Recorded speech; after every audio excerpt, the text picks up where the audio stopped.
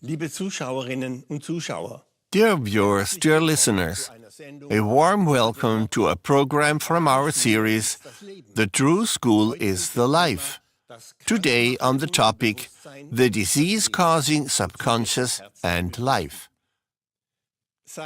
For nearly 50 years, Gabriele, the teaching prophetess and emissary of God, has been teaching us people the path back to our eternal homeland, the inner path to cosmic consciousness. This cosmic consciousness is deeply ingrained in the innermost part of our soul, as Jesus of Nazareth explained to his disciples. The kingdom of heaven is within, in you. And in order to reach this kingdom of heaven in us, we are in the school of life on earth. Or, as Gabriele expresses it, we are on earth to become divine again. However, through our all-too-human behavior, we have curtailed our consciousness with all that we have built up between God and us, and continue to put between Him and us over and over again. All that is negative in our feelings and thoughts, words and actions are burdens on our soul and block the expansion of our consciousness. Gabriele's schooling hours are a helping hand from the cornucopia of divine wisdom. They show us how we can reduce these burdens by recognizing and clearing them up, in order to again draw closer and closer to God and open the kingdom of heaven in us. An important role is played by our subconscious, where much is stored, of which we are either not aware or only vaguely aware, but that strongly influences our daily behavior and our path through life, all the way to illness and blows of fate. Dear viewers, dear listeners, perhaps today you thought something like, "Today was a good day," or "Today I got irritated," and thereby you saw yourself experiencing something beautiful, or you saw in front of you the person about whom you got angry and saw yourself talking to him. It is these scenes, like pictures, like a sequence of pictures, that open up in us when we think or when we tell someone something. Often, we are not even aware of this. Thus, Gabriele began her teaching hour with the following words. We should understand that we think and speak in pictures and that they have content. Yet we rarely experience our behavior patterns pictorially. Why is that? For one thing, our thoughts run far too fast. And for another, we usually speak too quickly and uncontrollably. Therefore, it is also not possible for us to scrutinize our thoughts and conversations so as to grasp what they may trigger. Because of this, we usually do not know what we are storing. One speaks of the conscious mind, of the subconscious, and has perhaps also heard of the superconsciousness, that is, spirit consciousness. But these words often tell us little, precisely because we are satisfied with idioms, terms, and clichés without figuring out their meaning and significance for us. Let us bring to mind that thoughts and words, like terms, are forms, capsules, as it were, shells. In these lies the essential, their content, which is expressed in pictures. Thus, behind all our thoughts and words are running pictures, sequences of pictures, which we store pictorially in the conscious mind and in the subconscious, as well as in our soul, and beyond that, in corresponding planetary constellations. Most people are not aware that they store and what they store. Our brain, the conscious mind and the subconscious, is a storage medium that stores pictorially according to the content of our thoughts and words, from which results our entire behavior. Gabriele explains the difference between the various memories as follows. We have to distinguish between inputs stored in the conscious mind and inputs stored in the subconscious. The images in the conscious mind are shaped by our illusory world. The imagery of our conscious mind includes what we think that we represent and are, that is, what we delude ourselves with. These images deceive us. The subconscious, on the other hand, does not absorb our illusions, for example, how good and noble we are.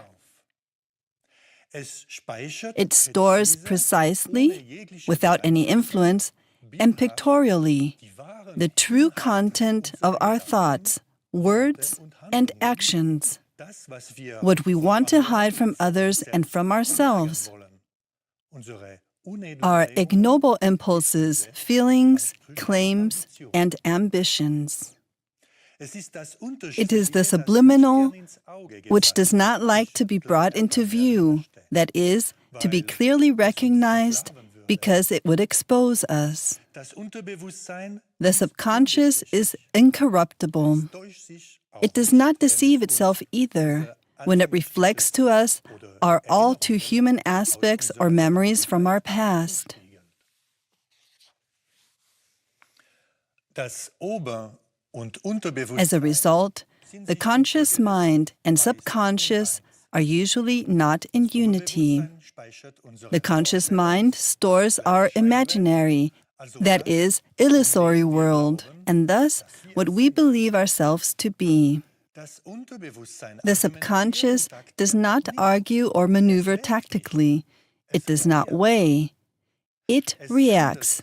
In the rhythm of the days, it sends what it has stored, and that in images. Gabriele continues. Our conscience is the scales of feeling between the subconscious and the soul, and the superconsciousness, the spirit consciousness.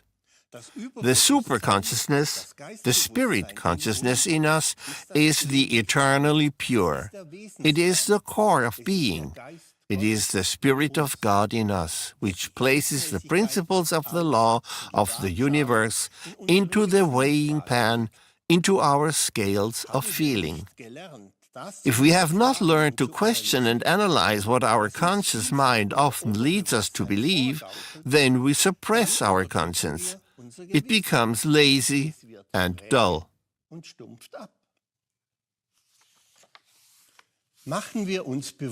Let us realize there is no ensouled human being without God, that is, without the divine consciousness in him.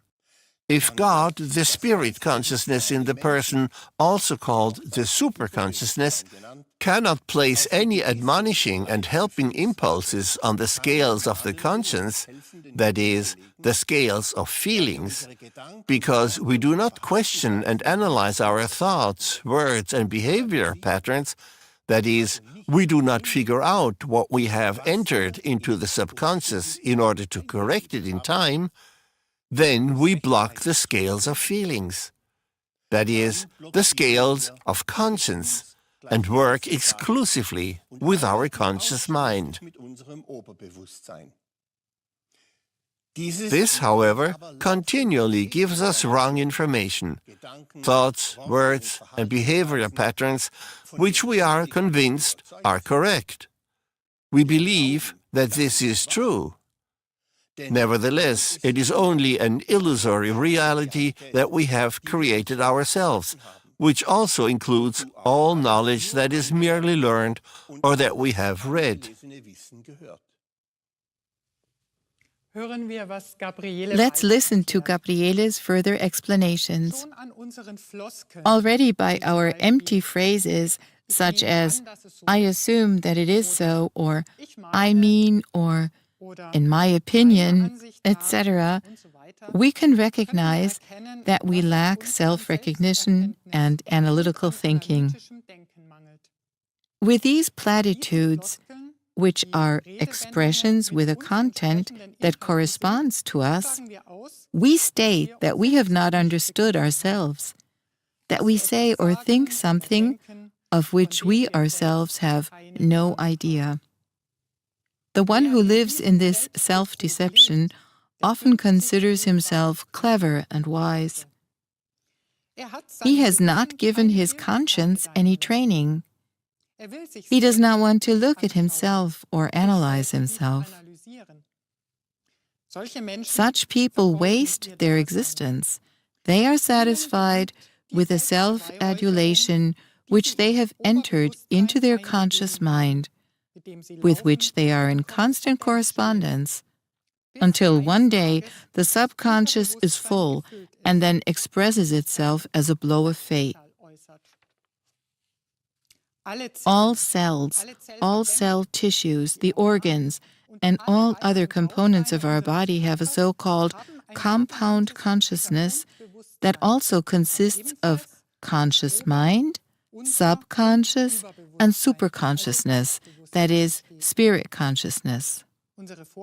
Our world of imagination, everything that we express without monitoring it, is stored by the conscious mind of those components of our body that match in vibration our complex, superficial thinking, speaking, and acting.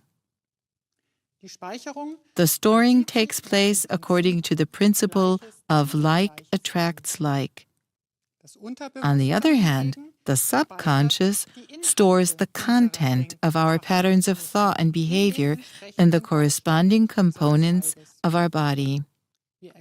Thus, we recognize that our organism and all the functions of our body are in constant communication with our brain, with the conscious mind and the subconscious, and that the storing continuously takes place, imprinting in our body through our feeling, sensing, thinking, speaking, and acting.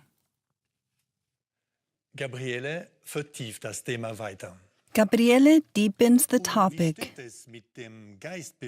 And what about the spirit consciousness in every cell of our body? This is an absolute entity that cannot be influenced. The spirit consciousness is the primordial source, the being, God, the absolute law. Therefore, the spirit consciousness cannot be deceived by the conscious mind or the subconscious. It is absolute and perfect. It is the helper, the admonisher, the leader in us. If we have not learned to listen to the superconsciousness, the spirit consciousness, if we have not let the scales, the feeling, the conscience, weigh and speak,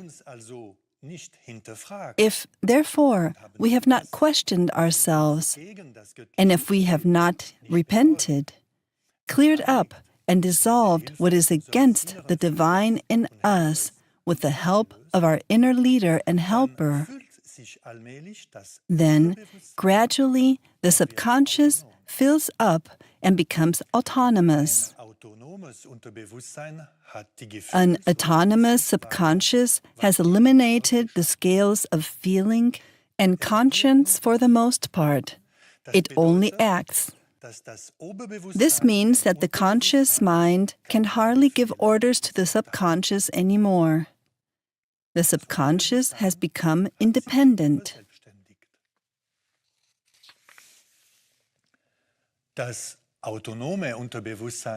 The autonomous subconscious has no thoughts, has no training of conscience. It carries out. According to our negative energetic inputs, it has an effect on our body, on those organs and components with which it is most intensely in correspondence.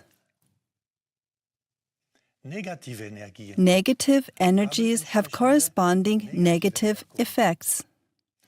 Thus, the negative inputs of a person, such as envy, arrogance, wanting to be and to have, but also self-regret, resignation, fatalism, and fears, transform down the vibration of certain organs in his body, which are thus weakened and disturbed in their function. Consequently, these organs can then no longer fulfill their tasks as intended, which can lead to disease. From the effects of the negative energies that we have created in previous incarnations and in this incarnation by way of our negative behavior, other areas of our earthly life can also be affected, depending on what inputs become active. Worries, blows of fate, suffering, dissensions of all kinds can appear. Even if there may be triggers of various kinds in the individual, the cause is always ourselves. Gabriele explains how our thoughts can have an effect on health and body. Instead of questioning the initial signs, the first disturbances, which our body, for example, transmits to us, to repent of the faulty attitudes recognized, to clear them up with the help of the inner helper and advisor, and no longer do them, instead of affirming the positive in the symptoms, thereby mobilizing the self-healing forces, we affirm the disturbances and the illness beginning in our body. We also often brood over worries and problems in our thoughts until they become breeding grounds for illness or disease. With our brooding thoughts, we attract the corresponding germs. If the human being decimates the vibration of his body by revolving around himself, then the brain is also able to perform less and less. Conditions of weakness of various kinds set in. In old age, the body becomes less mobile. The legs don't really want to move anymore. The inertia of the brain becomes noticeable all over the body.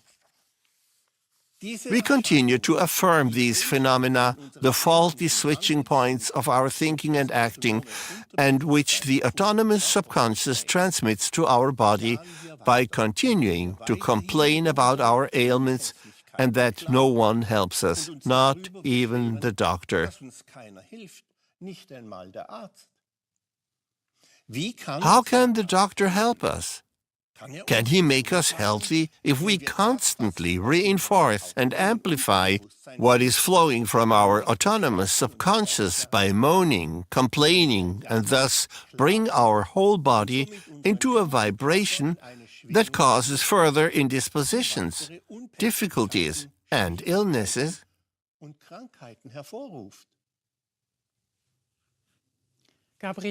Gabriele points out to us how important it is to deal properly with the divine energy in us.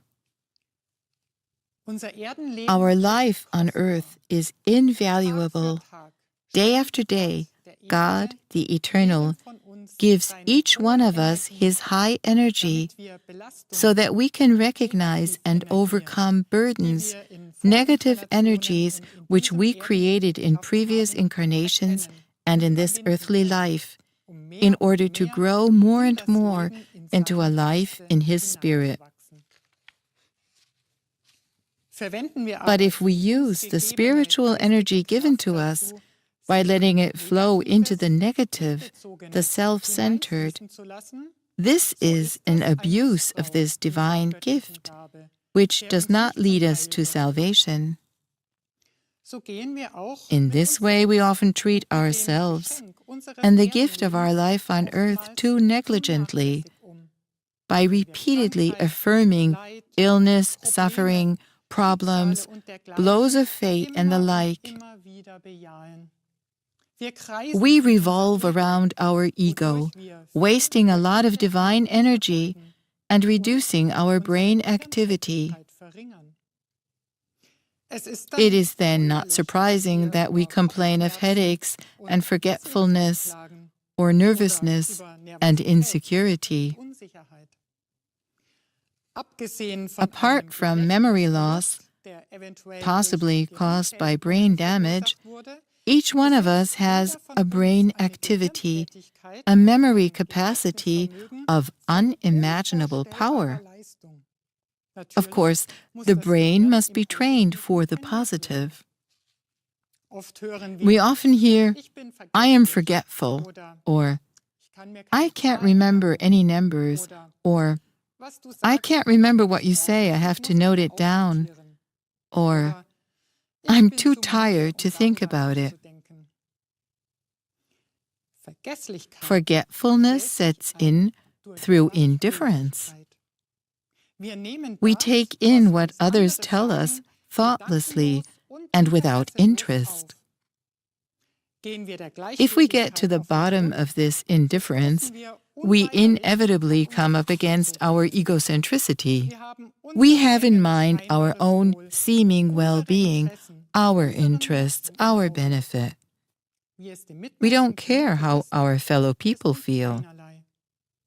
This is the inertia and coldness of heart that makes humankind sick. Gabriele continues. Often we say, "I affirm health in me." This affirmation is right and good. But we must ask ourselves, what have we input in our subconscious for years, decades? Does it accept our affirmation, or does it autonomously send the opposite?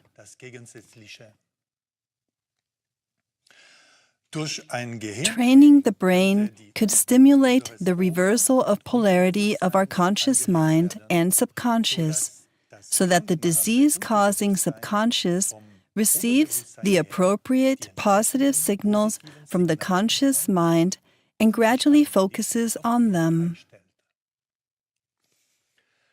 With training the brain, Gabriele does not mean a technique that automatically leads to health. Rather, it is about honestly getting to the bottom of our subconscious and changing ourselves, that is, our thinking, wanting, and acting from inside out. To this end, Gabriele explains, the prerequisite for something to change in us is the recognition of what needs to change. It is therefore necessary to question our thinking, speaking, and acting in order to gradually find out who we really are and what is stored in our subconscious, which may have a strong effect on our body.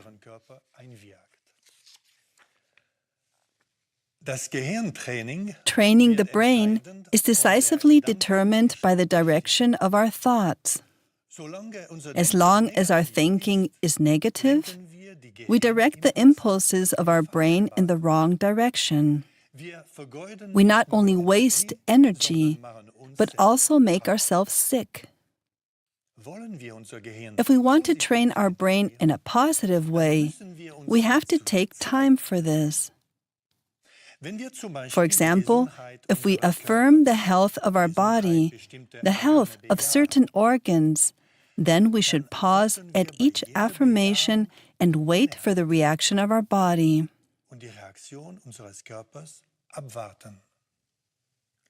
If we practice this first step, we very soon notice a movement in our solar plexus, a kind of grumbling. Our nervous system signals, for example, that the subconscious is sending other impulses.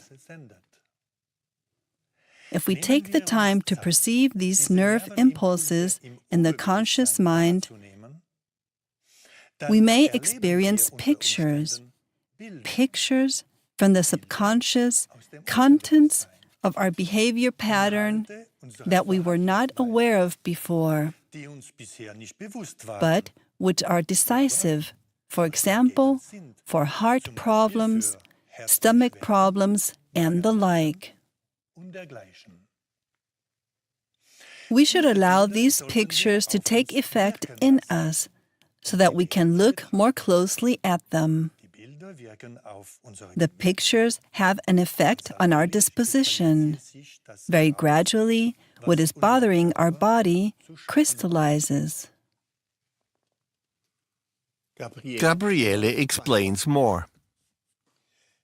If with the help of the inner helper and advisor we repent of the faulty attitudes, which are faulty switching points in the body, clear them up, and no longer think and do the same and similar things, then we develop the sensitivity that turns to within. As a result, the scales of feelings and conscience is built up again. Then the Spirit of God is able to place His help, His healing, but also His admonishing impulses into these scales because we let Him and are willing to accept and use His power. Through a conscious affirmation, which is accompanied by clearing up the all-too-human aspects that then emerge, we experience a greater dynamism in our brain activity, which leads to an increase of energy in the body. Those who look deeper, who question themselves, do not let themselves be deceived by their subconscious. Therefore, it is necessary to train the brain, to explore the subconscious, to let the pictures come, to look at them, so that, with the help of the Spirit, we clear what is harming us.